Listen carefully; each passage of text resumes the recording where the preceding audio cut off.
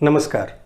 आज की इस वीडियो में मेडिसिन्स के बारे में मैं कुछ बात करना चाहता हूं, जिससे कि आपको क्लैरिटी मिले कि जितनी बार आप मेडिसिन लेते हैं, चाहे वो बीपी मेडिसिन है, डायबिटीज़ मेडिसिन है, कोई सप्लीमेंट है, विटामिन्स है, तो जितनी बार आप मेडिसिन लेते हैं उतनी बार आप अपने लिवर को डैमेज करते हैं, आप अपने किडनीज को डैमेज करते हैं, इंटरनल ऑर्गन्स को डैमेज करते हैं।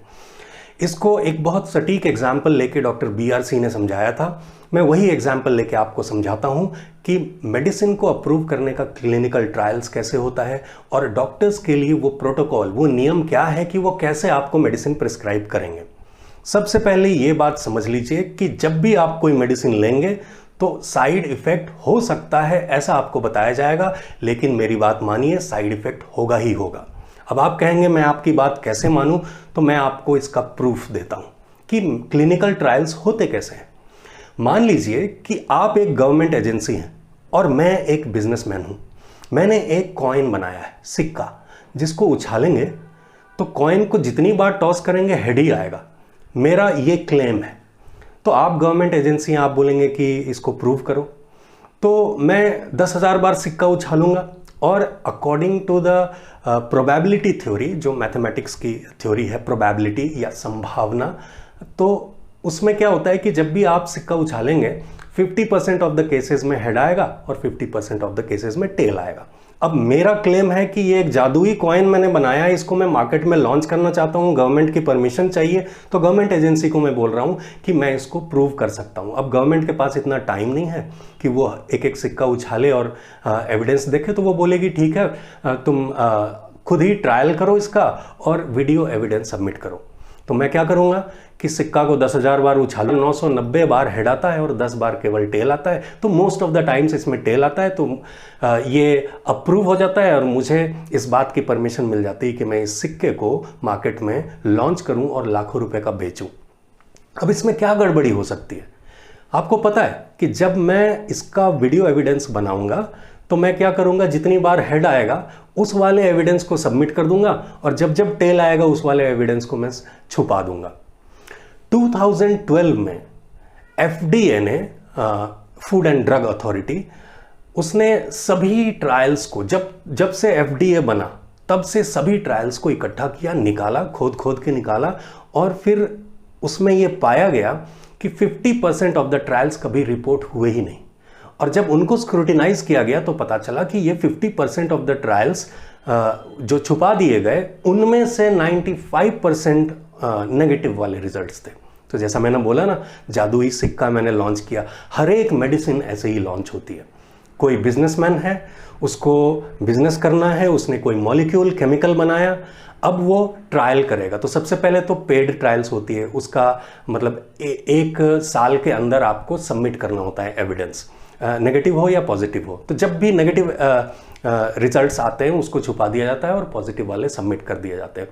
ऐसे क्या होता है कि कोई भी मेडिसिन वो मार्केट में आ जाती है, लेकिन प्रोबेबिलिटी थ्योरी के हिसाब से आप सिक्का उछालेंगे, 50% हेड, 50% टेल। आप कोई भी मेडिसिन लेंगे, 50% ऑफ द केसेस में आपका सिम्टम कम होगा और 50% ऑफ द केसेस में आपको साइड इफेक्ट्स होंगे ही होंगे। आपको बताया जाता है कि साइड इफेक्ट हो सकता है।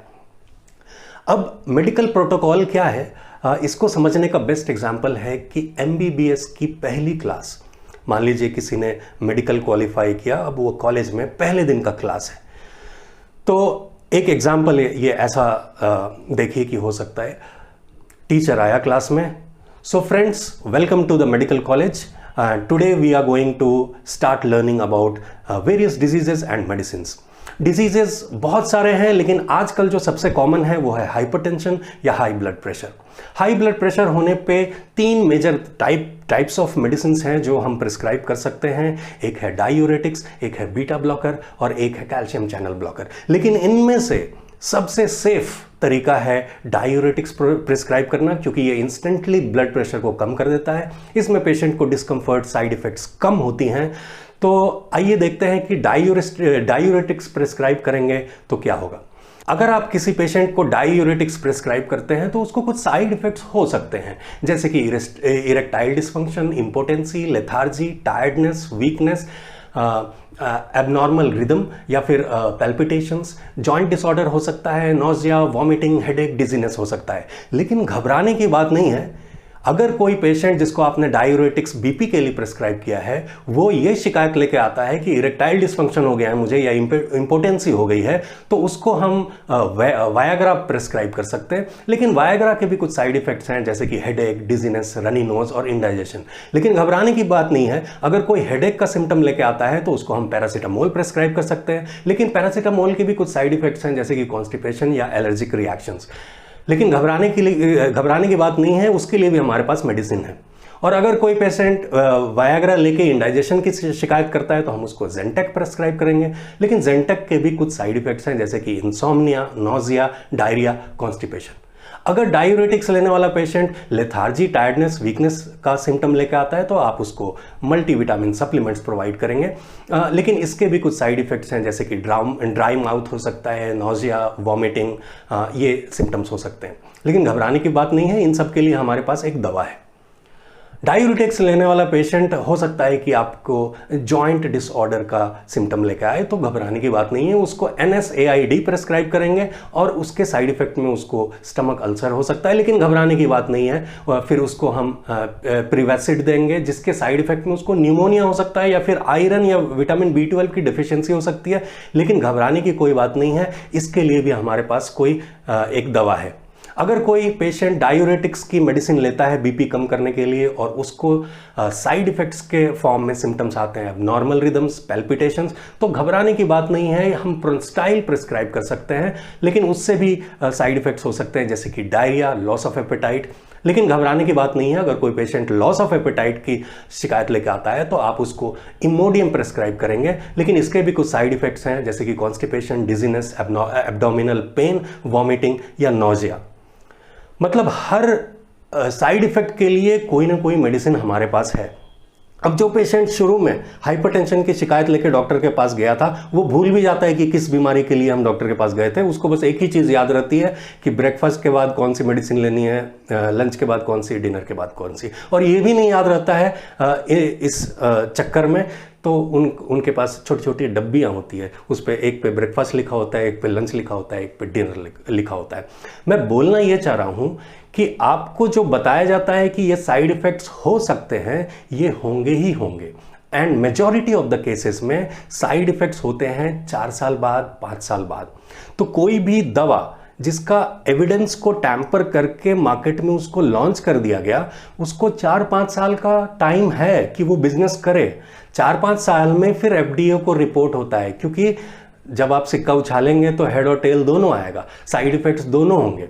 और इमीडिएटली नहीं होते साइड इफेक्ट्स, 4-5 साल बाद होते हैं, तब वो रिपोर्ट किए जाते हैं। जब वो रिपोर्ट किए जाते हैं FDA को, तो फिर उसको स्क्रूटिनाइज किया जाता है। फिर मेडिसिन बैन होने में 12 साल, 14 साल, 18 साल तक लग जाते हैं। फिर वो मॉलिक्यूल एक जेनेरिक मेडिसिन बन जाता है और उसमें फिर कोई बिजनेस बचा नहीं है। तो जो बिजनेसमैन था उसने करोड़ों रुपए कमा लिए। अब जब तक एक मेडिसिन बैन होता है, 10 नए मेडिसिन आ जाते हैं। तो इस बात को जानिए कि जिसको आप भगवान मानते हैं, जो आपको मेडिसिन बड़ी स्किलफुली प्रिस्क्राइब करता है, उसकी ट्रेनिंग की शुरुआत का एग्जाम्पल मैंने दिया कि एक मेडिसिन डायूरेटिक्स, उसके कितने सिम्टम्स, और आप इसी में उलझे रह जाते हैं।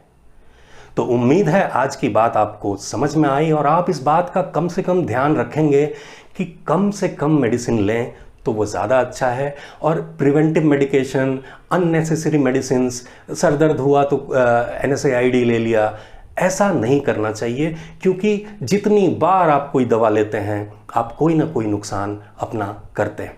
नेचुरल सॉल्यूशन क्या है, ये मैं बार बार आपको बताता आया हूँ। मेरे चैनल पे बहुत सारे मेथड्स हैं। 7 स्टेप वेट लॉस फॉर्मूला है, 7 स्टेप फैटी लिवर क्योर है, ये सारे नेचुरल मेथड्स हैं। 23 benefits of 1 meal a day, diet plan for 1 meal a day. फिर आपके पास 15 स्टेप्स प्रोटोकॉल का हथियार है, जो नेचुरली आपके किसी भी बीमारी को ठीक कर सकता है। आप उस बीमारी से बाहर आ सकते हैं, एंडलेस मेडिकेशन और उसके साइड इफेक्ट से बच सकते हैं। इन सारे वीडियोस की जानकारी, इनका लिंक्स इस वीडियो के डिस्क्रिप्शन में मैंने डाल दिया है। आपके पास समय हो तो थोड़ा सा इसको देख लीजिएगा। कोई सवाल हो तो कमेंट्स में ज़रूर लिखिएगा। तो फिर मिलेंगे, तब तक के लिए स्टे हेल्दी, एंजॉय लाइफ। नमस्कार।